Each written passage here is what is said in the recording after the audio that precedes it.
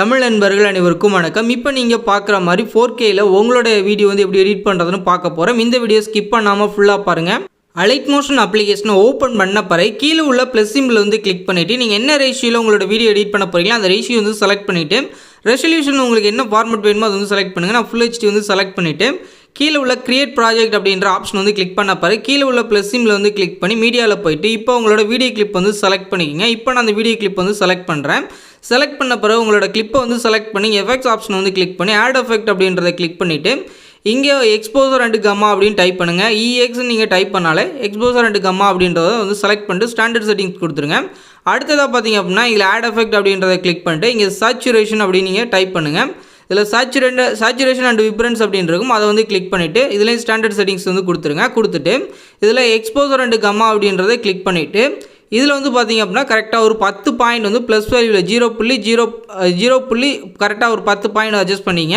அடுத்து கம்மா அப்படின்றத கிளிக் பண்ணிவிட்டு இதில் வந்து 35 கரெக்டாக ஒரு பாயிண்ட் இருக்குது, அதில் வந்து அடிஷ்னலாக ஒரு 35 பாயிண்ட் 0.35 அப்படின்ற வேல்யூ செட் பண்ணிட்டு அப்செட் அப்படின்றத கிளிக் பண்ணி மைனஸில் 2 பாயிண்ட் வந்து அட்ஜஸ்ட் பண்ணிங்க.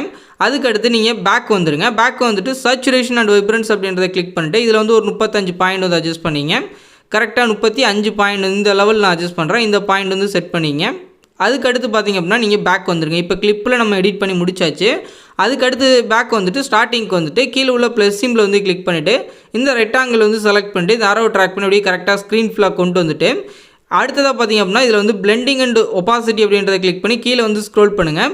இதில் டிஃப்ரென்ஸ் அப்படின்றத கிளிக் பண்ணி இதில் வந்து சப்ட்ராக்ட் அப்படின்றத செலக்ட் பண்ணிவிட்டு பேக் வந்துடுங்க. பேக் வந்துட்டு இங்கே எஃபெக்ட்ஸ் ஆப்ஷன் வந்து கிளிக் பண்ணி ஆட் எஃபெக்ட் அப்படின்றத கிளிக் பண்ணிவிட்டு இங்கே மேலே உள்ள சர்ச் பார் ஆப்ஷன் வந்து கிளிக் பண்ணிவிட்டு இங்கே காப்பி அப்படின்னு டைப் பண்ணுங்கள். காப்பி பேக்ரவுண்ட் அப்படின்றத செலக்ட் பண்ணி ஸ்டாண்டர்ட் செட்டிங்ஸ் வந்து கொடுத்துட்டு அடுத்து பேக் வந்துட்டு ஆட் எஃபெக்ட் அப்படின்றத கிளிக் பண்ணிவிட்டு இந்த சர்ச் பார் ஆப்ஷன் வந்து கிளிக் பண்ணி இங்கே காஸியன் பிளர் அப்படின்னு நீங்கள் டைப் பண்ணி சர்ச் பண்ணுங்கள். இந்த லிங்க் செலக்ட் பண்ணிட்டு ஸ்டாண்டர்ட் செட்டிங்ஸ் வந்து கொடுத்துட்டு அடுத்து ஆட் எஃபெக்ட் அப்படின்றத கிளிக் பண்ணிவிட்டு இங்கே எக்ஸ்போசர் அண்ட் கம்மா அப்படின்றத நீங்கள் செலக்ட் பண்ணிக்கங்க.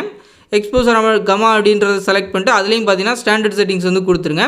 அடுத்ததாக பார்த்தீங்கன்னா இந்த காஸியன் பிளர் வந்து ஓப்பன் பண்ணிட்டு இதில் வந்து 150 பாயிண்ட் இருக்கும், இது வந்து ஒரு 300 பாயிண்ட்டாக மாற்றிக்கிங்க. கரெக்டாக 300 பாயிண்ட் வந்து நீங்கள் செட் பண்ணிவிட்டு அடுத்து நீங்கள் பேக் வந்துட்டு எக்ஸ்போசர் அண்ட் கம்மா அப்படின்றதை கிளிக் பண்ணிவிட்டு இதில் வந்து மைனஸில் வந்து ஒரு 58 பாயிண்ட் வந்து அட்ஜஸ்ட் பண்ணிங்க. கரெக்டாக மைனஸில் 58 பாயிண்ட் வந்து நீங்கள் அட்ஜஸ்ட் பண்ணிங்க. அதுக்கடுத்து கீழே பார்த்தீங்கன்னா அப்செட் அப்படின்னு இருக்குல்ல, அதை வந்து கிளிக் பண்ணிவிட்டு இதில் வந்து மைனஸில் வந்து ஒரு 6 பாயிண்ட் வந்து அட்ஜஸ்ட் பண்ணிங்க. இந்த பாயிண்ட் இதில் வந்து அட்ஜஸ்ட் பண்ணிட்டு பேக் வந்துடுங்க. அடுத்து நீங்கள் ஸ்டார்டிங்க்கு வந்துட்டு கீழே உள்ள ப்ளஸ் சிம்பிள் வந்து கிளிக் பண்ணி ரெக்டாங்கிள் வந்து செலக்ட் பண்ணிட்டு அப்படியே ட்ராக் பண்ணி ஸ்க்ரீன் ஃபுல்லாக கொண்டு வந்துட்டு இதில் அது கலர் அண்ட் ஃபில் ஆப்ஷன் வந்து கிளிக் பண்ணி ஒயிட் கலர் வந்து செலக்ட் பண்ணிட்டு பேக் வந்துடுங்க. பேக் வந்துட்டு பிளெண்டிங் அண்ட் ஒபாசிட்டி அப்படின்றத கிளிக் பண்ணி கீழே வந்துட்டு இது வந்து கான்ட்ராஸ்ட் அப்படின்றது பாருங்க, அதை வந்து கிளிக் பண்ணி ஓவர்லே அப்படின்றத செலக்ட் பண்ணிட்டு பேக் வந்துடுங்க. அடுத்ததான் நீங்கள் ஸ்டார்டிங்க்கு வந்துட்டு கீழே உள்ள ப்ளஸ் சிம்பிள் வந்து கிளிக் பண்ணி ரெக்டாங்கிள் வந்து செலக்ட் பண்ணிட்டு ட்ராக் பண்ணி ஸ்க்ரீன் ஃபுல்லாக கொண்டு வந்துட்டு அடுத்ததாக இதில் கலர் அண்ட் ஃபில் ஆப்ஷன் வந்து கிளிக் பண்ணிவிட்டு இதில் ஒயிட் கலர் வந்து செலக்ட் பண்ணிவிட்டு அடுத்து நீங்கள் பேக் வந்துடுங்க.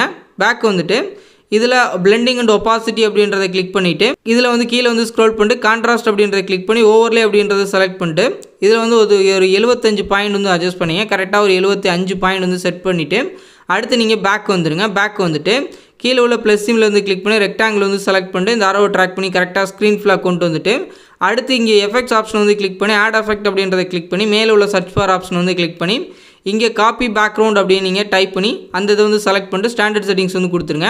அடுத்து பேக் வந்துட்டு இதில் ஆட் எஃபெக்ட் அப்படின்றத கிளிக் பண்ணிவிட்டு மேலே உள்ள சர்ச் பார் ஆப்ஷன் வந்து கிளிக் பண்ணிவிட்டு இங்கே கிரேடியன்ட் அப்படின்னு நீங்கள் டைப் பண்ணுங்கள். இதில் வந்து கிரேடியன்ட் ஓவர்லே அப்படின்னு வரும், அதை வந்து நீங்கள் செலக்ட் பண்ணிவிட்டு ஸ்டாண்டர்ட் செட்டிங்ஸ் வந்து கொடுத்துருங்க. அடுத்ததாக பார்த்தீங்க அப்படின்னா இதை காப்பி பேக்ரவுண்டில் நீங்கள் எதுவும் பண்ண தேவையில்லை. இதில் வந்து கிரேடியன்ட் ஓவர்லே அப்படின்னு இருக்குல்ல, அதை வந்து நீங்கள் கிளிக் பண்ணிவிட்டு இதில் கலர் 1 அப்படின்றத கிளிக் பண்ணி மேலே உள்ள கலர் வந்து கிளிக் பண்ணி ஒயிட் கலர் வந்து செலக்ட் பண்ணிங்க. கலர் 2 அப்படின்றத கிளிக் பண்ணிட்டு கீழே உள்ள கலர் வந்து கிளிக் பண்ணி இதில் வந்து பிளாக் கலர் வந்து செலக்ட் பண்ணிட்டு கீழே வந்து ஸ்க்ரோல் பண்ணுங்கள். கீழே வந்த பிறகு இதில் ஆல்ஃபா அப்படின்றதுல 75 பாயிண்ட் இருக்கும், 75% இருக்கும். இதை வந்து கரெக்டாக ஒரு 50 பாயிண்ட்டாக மாற்றிக்கிங்க. கரெக்டாக இந்த வேல்யூ வந்து அட்ஜஸ்ட் பண்ணிவிட்டு இதில் பிளெண்டிங் மோட் அப்படின்றதுல நார்மல் இருக்கும், அதை வந்து கிளிக் பண்ணி மல்டிப்ளே அப்படின்றத நீங்கள் செலக்ட் பண்ணிடுங்க. செலக்ட் பண்ணிட்டு பேக் வந்துடுங்க. அவ்வளோதான் நம்மளோட வீடியோ வந்து எடிட் பண்ணி முடிச்சாச்சு 4Kல. இது நார்மல் கிளிப்பு. இப்போ நீங்கள் பார்த்தீங்க அப்படின்னா தெரியும் உங்களுக்கு எந்த அளவுக்கு டார்க்காக நல்ல கலர் வந்து ஷார்ப்பாக இருக்குது அப்படின்றத. இந்த மாதிரி எடிட் பண்ணி முடிச்சுட்டு நம்ம எடிட் பண்ண அந்த 4 லேயர் இருக்குது பாருங்கள், அதை வந்து செலக்ட் பண்ணிட்டு எக்ஸ்டெண்ட் பண்ணி அது செலக்ட் பண்ணிட்டு அது உங்களோட வீடியோக்கு எண்டு வந்துட்டு கீழே உள்ள எக்ஸ்டெண்ட் ஆப்ஷன் வந்து கிளிக் பண்ணி கரெக்டாக நீங்கள் ஃபுல்லாக ஆட் பண்ணிங்க. அவ்வளோதான் நம்மளோட வீடியோ வந்து எடிட் பண்ணி முடிச்சாச்சு. மேலே உள்ள ஷேர் ஆப்ஷன் வந்து கிளிக் பண்ணிட்டு வீடியோ அப்படின்னு செலக்ட் பண்ணிட்டு கீழே உள்ள எக்ஸ்போர்ட் ஆப்ஷன் வந்து கிளிக் பண்ணிடுங்க. இது ஃபுல்லாக ரெண்டராய் முடிஞ்சது உங்கள் கையில் சேவ் ஆயிடும். இந்த வீடியோ பிடிச்சிருந்துச்சு அப்படின்னா நம்மளோட தமிழன் டெக் யூடியூப் சேனலை சப்ஸ்கிரைப் பண்ணிக்கிங்க.